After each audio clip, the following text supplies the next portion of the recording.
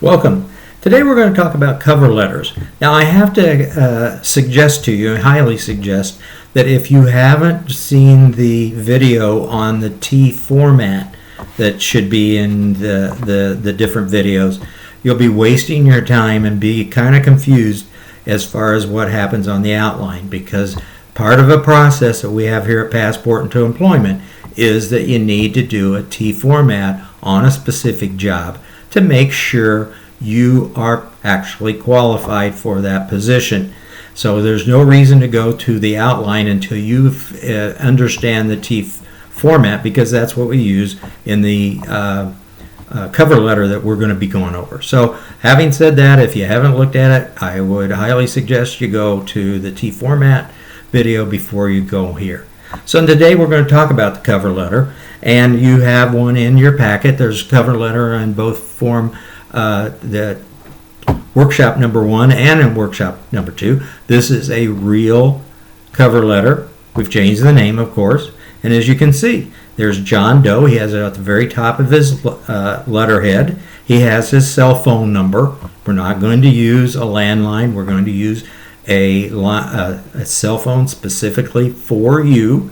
And you can also see that he then has his Gmail account, and he also has his LinkedIn account. And with his LinkedIn account, he has gone in and changed those letters and numbers that you see on your LinkedIn address, and he's changed those to put his name and then a slash and an engineer. Why? Because it makes the LinkedIn, for somebody that's looking for your LinkedIn, will be able to recognize first the name, and then second of all, what type of work you're in. So we highly suggest that. One thing that you don't see on here is an address. You do not need to have your full address on any correspondence that's going out. They'll pick that up on the application. There's no need for it, except for maybe one situation, and that is if you had bought your phone in another state with a different zip area code, and you need to make sure that the employer, the person reading it, is going to know that you are actually in the central Indiana, if that's where you're looking for, and not in Cincinnati or wherever where you got that phone number. So in that case, you leave your phone number, and then you might just put Carmel, Indiana, Indianapolis, Indiana, Fishers, Indiana. Why do you think that's important? Well, as a hiring manager for many, many years, I decided that I'm not going to I don't need to go outside of the city, outside of the central Indiana, to find a good employee. For what's going to happen when I see an area code that I don't recognize, well, first of all, I'm probably going to throw it off. Why? Because I don't want to have to figure out travel and expenses of getting a person in there for an interview, and unless there's somebody that I know or that they know that can vouch for them. And the second thing is I don't want to have to pay, because usually once you hire a person that's from out of state or not in the area, you're going to end up, they'll want you to pay for some of those. And we never had that in our budget to transfer somebody or pay for those kind of moving expenses. So I want to know, when I see a 513 Cincinnati area code, that you're actually in Indianapolis or in the surrounding area. Because that way it makes it very clear where you're from, because otherwise we're not putting an address on any correspondence that we're sending out, only because it's not necessary. So if you skip over the heading and you go in, and this individual, John Doe, he actually knew the individual. He was from each human resource manager. He has that address, and after that you can see that it was subject, and it has a position title and an order number. On every bit of communication with this company, you want to have that specific job title, no matter if you don't like the job title or it's different than what you're doing, and you need to have that job order number. I use the example of Angie's List. And this is a few years ago, but if you went in and looked at the different job openings at Angie's List, you'd see that they had an IT1, IT2, IT3, and they even had an IT4. If you're not putting that specific number or explanation on your resume, they're not going to know whether you want to be in 1, 2, 3, or 4, or which ones you're qualified for. They'll probably throw it out because they're not going to try to figure it out. So you're going to use that position title and that job order on every correspondence that you have, email or voicemail or anything like that. Second of all, you see that there is 2 paragraphs. We encourage plagiarism here at Passport to Employment. This is not a college. It's not an educational facility, and it really doesn't matter. So it kind of just don't spend a lot of time working on those first 2 paragraphs. Just use it or kind of modify it however you want to. But our suggestion is you pretty much use the same thing. Then you get down to, and this is why you need to have a basic knowledge of the T format.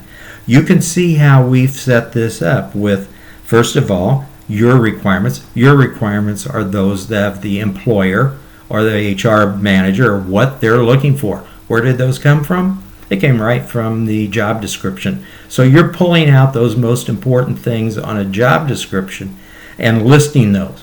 Now let's talk a little bit about job descriptions. And sometimes you see 1 paragraph. I've applied for a job that had 1 paragraph. And you could also see 2.5 pages. My theory, and this is not a theory by the Passport to Employment people, it's strictly my theory, that the larger the organization, the longer the job posting, and the more attorneys they have on staff. And the first thing that larger companies don't want to do is get sued because of discrimination, or you didn't pick them, you picked somebody else. So they will do a laundry list of just about everything that you can think of on that, because the attorneys don't want anybody to come back and sue them. Smaller organizations, mid-size, may not do that to the extent that you would see with a larger organization. So we get back down to that. That's their requirements. And you're going to pick the top 3, 4, 5. I wouldn't go past that, because our cover letter is going to only be 1 page long. And by the way, it is going to be a page 1 of your 3-page or 2 or 3-page resume. Now, so it is going to be connected to, you just copy and paste onto your resume, and this is going to be page 1. They may ask, an employer may say, send a separate cover letter. Send a separate cover letter. You just make a copy of this and you send it on. But no matter what, this is also part of your resume. It's actually, in our terms, one of the most important parts of the resume. So you can see then on the right-hand side is my qualifications. Now you'll see on a slide when we start talking about the T format, I like to use what actually came from one of our volunteers, Bruce Flanagan, and use the word I offer in italics. Why do I like I offer? It's because it's different. Nobody else uses I offer. They use whatever you say. I'm not saying my qualifications won't get the job done, but remember one thing, we're trying to differentiate you from everybody else. And how do I start that off? By the first page, when I look, the reader looks and it says I offer. It's different and it gets my attention. So then you can see he has, in this case, 4 bullet points. He does not use anything about when, where, how long ago, how often, anything with who they did it with. It don't say anything. It just says I've got it. So in this case, you see he has a bachelor. They're looking for a Bachelor of Art with Mechanical Engineering preferred but not necessary. He looks and you see on the other side in a bullet point, Bachelor of Science, Mechanical Engineering. Not where he went, when he went, what classes he took, or anything similar to that. He only said, I got it. You go to the next one, it's an OEM sales experience, 5 years minimum. He put 20 years. Now, in most cases, we're going to stop and not use 20 years. That's too many years based on the T format and the applicant tracking system, which there is also a video on that you need to be aware of. And so he put 20 years, and we asked him, at Passport to Employment, We don't tell you to do anything. We make suggestions. It's your job journey. It's your career search, not ours. So you do it as you would like to. But when he put over 20, we thought, wow, that's a little high. But he said, well, they're looking for a mature person.